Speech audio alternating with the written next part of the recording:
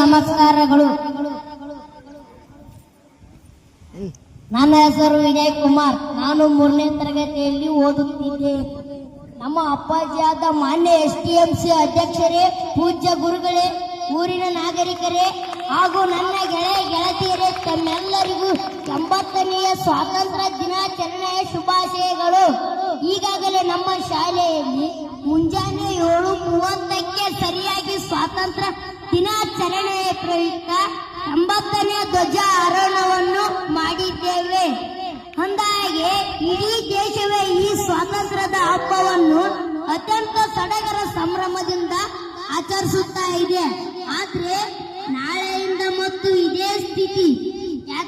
ಯಾಕಂದ್ರೆ ಸ್ವಾತಂತ್ರ್ಯ ಸಿಕ್ಕು 79 ವರ್ಷ ಕಳೆದರೂ ನಮ್ಮ ದೇಶ ಇನ್ನೂ ಸರಿಯಾಗಿ ಅಭಿವೃದ್ಧಿ ಕಂಡಿಲ್ಲ. ವಿಜ್ಞಾನ ತಂತ್ರಜ್ಞಾನದಲ್ಲಿ ಮುಂದುವರೆದಿದೆ.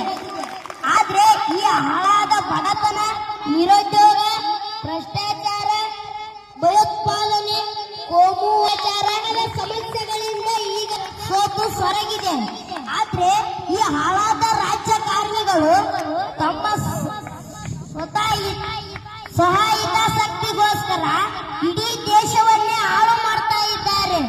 ನನ್ನ ಪ್ರಕಾರ ಜನರಿಗೆ ಕೆಲಸ ಕೊಡಬೇಕು, ಅವರಿಗೆ ದುಡಿಯುವಂತ ಪ್ರೋತ್ಸಾಹದಾಯಕ ಯೋಜನೆಗಳನ್ನು ಜಾರಿಗೆ ತರಬೇಕು ಹೊರತು ಯಾವುದನ್ನು ಉಚಿತವಾಗಿ ಕೊಡಬಾರದು.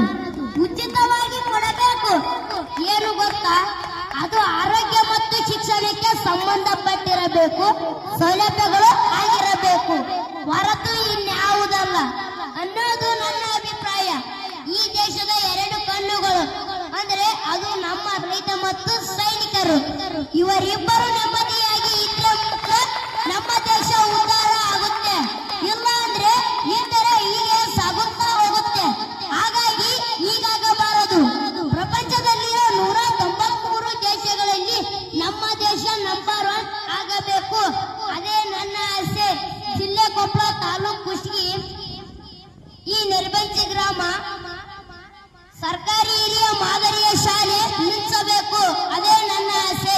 ಈ 80ನೇ ಸ್ವಾತಂತ್ರ್ಯ ದಿನಾಚರಣೆಯನ್ನು ನಮ್ಮ ದೇಶ ರೈತ ಮತ್ತು ಸೈನಿಕರಿಗೆ ಅರ್ಪಿಸೋಣ ಎಂದು ಹೇಳುತ್ತಾ ನನ್ನ ಮಾತನ್ನು ಮುಗಿಸುತ್ತೇನೆ.